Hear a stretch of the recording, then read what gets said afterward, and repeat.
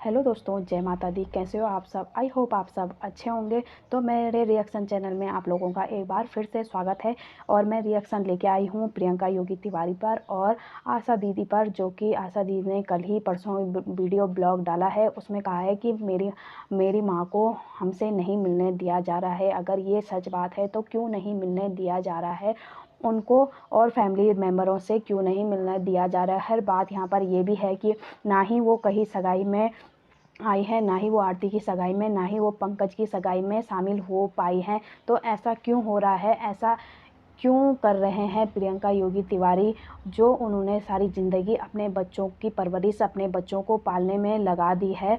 तो उनका भी तो अब हक है कि वो आसानी से, आराम से अपने सभी बच्चों से और सभी जगह घूम फिर सकती है। पर उन्होंने, प्रियंका योगी तिवारी और ने उनको एक कैद खाने में जैसे बंद ही सा कर दिया होगा। वो कहीं किसी से नहीं मिल पाती, ना ही वो अपनी बेटियों से, ना ही वो और जगह कहीं किसी से नहीं मिल पाती। चाहे वो उनकी और भी बहुएं हों, उनसे नहीं मिलती है, ना ही वो उनके घर जाती हैं, कहीं भी नहीं जाती हैं। तो क्या यहाँ पर तिवारी ने अपने ब्लॉग में बताया था कि उनके 4 बेटे हैं, वो कहीं पर भी रह सकती हैं, वो उनकी मर्जी है। तो हमें तो यहाँ पर उनकी मर्जी तो कहीं पर भी नहीं दिखाई दे रही है। वो प्रियंका योगी तिवारी के घर के अलावा वो कहीं पर भी नहीं दिखाई दे रही। ना ही वो अपनी बेटियों के घर पर दिखाई दे रही है, ना ही वो संध्या के घर पर, और ना ही वो प्रीति के घर पर। प्रीति तो वहाँ पर जो दीपा है उनके घर पर भी नहीं दिखाई दे रही है। तो ये कौन सी बात है भाई?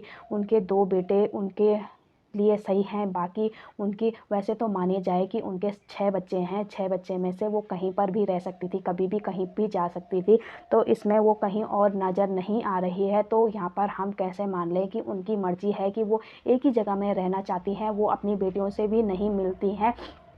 तो यहाँ पर आशा दीदी ने कहा कि बस हमारी फ़ोन पर ही बात होती है, बाकी हम एक दूसरे को मिलना भी हमारा मुश्किल हो गया। अब हमें तो ये लगता है कि हम अपनी माँ का मुंह भी देख पाएंगे कभी या नहीं देख पाएंगे। तो उन्हें ये चीज़ का बहुत दुख हो रहा है कि हमें अपनी माँ का चेहरा भी देखने को नसीब नहीं हो रहा। ऐसी कौन सी बात हो गई है जो वो नहीं मिल रही हैं, और कौन सा डर है जो अपनी बेटियों को अपने पास नहीं बुला? यहाँ पर तो उनकी मर्जी बिल्कुल भी नहीं चल रही है।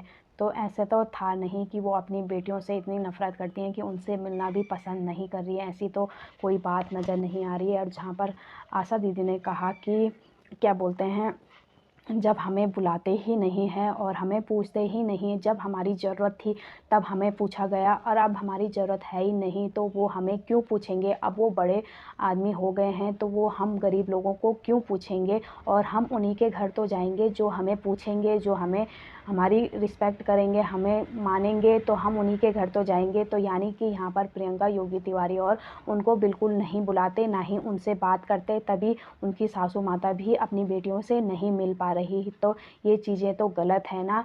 अगर आपने उनको वहाँ पर कैद कर ही लिया तो उनकी बेटियों को तो वहाँ पर जाने का अधिकार है। वो अपनी माँ से मिल सकती है, माँ कहीं नहीं जा सकती तो बेटियाँ तो मिल सकती हैं। तो ये इसमें आप लोगों ने ये चीज़ें क्यों कर रखी हैं कि वो किसी से नहीं मिल सकती? ऐसी कौन सी बात हो गई है? भाई भाई भाइयों में बंटवारा तो होता ही है, आज नहीं तो कल होना था। पर ये चीज़ें बहनों के साथ तो ना करिए। और कोई बहन नहीं चाहती कि हमारे भाई का घर टूटे और हमारे भाई ऐसे। उस बूढ़ी माँ पर इतना अत्याचार क्यों कर रहे हो, जिस माँ ने पूरी ज़िंदगी अपने बच्चों को पालने में लगा दिया? अब बुढ़ापे में उनको अपनी आज़ादी से तो रहने दो। आप अपने फ़ायदे के लिए उनको एक जगह में आप लोगों ने कैद कर दिया, क्योंकि आपके अभी बेटे के लिए कोई नहीं था साथ में। इस वजह से उसकी दादी, तुमने उनकी दादी को ही कैद कर लिया कि तुम हो यहाँ पर, और बाकी आप लोग तो गांव जाते रहते हो, इधर उधर जाते रहते हो, कहीं पार्टियों में जाते रहते हो, कहीं शादियों में जाते रहते हो। और उस बूढ़ी माँ को आप लोगों ने एक जगह में कैद कर दिया। जब आप देहरादून जाते हो तो क्यों नहीं बोलते हो कि आप भी ज़रा घूम के आ जाओ, अपनी बेटियों से मिलकर आ जाओ? तो ये चीज़ें बहुत गलत है। आप भी तो एक भाई की बहन हो। कल को आपका भाई भी, अगर आपकी भाई की बीवी भी ऐसा करे, आपसे मिलने से मना कर दे आपकी मम्मा को, माँ को, तो आप लोगों को कैसा लगेगा? आप तो तरस ही जाओगे अपनी माँ का चेहरा देखने के लिए। तो यहाँ पर कहीं भी आशा दी ने गलत नहीं कहा, क्योंकि उनको भी मन करता है अपनी माँ को मिलने का। और यहाँ पर हमें बहुत दुख होता है कि ये चीज़ें चल रही हैं। आप लोगों की लड़ाई है तो, पर ये गलत बात है कि आप लोग उनको रोक रहे हो। उनको मत रोको कहीं भी आने जाने से। जब आप देहरादून चले जाते हो तो उनको भी मिलने का मौका दो सबसे। यही कहना है यहाँ पर हमारा। तो 2 दिन की उनकी ज़िंदगी है, उनको उनके हिसाब से जीने दो, उनको उनके हिसाब से चलने दो, उनको उनकी बेटियों से मिलने दो। उनको उनकी बेटियों से दूर क्यों कर रहे हो अपने फ़ायदे के लिए?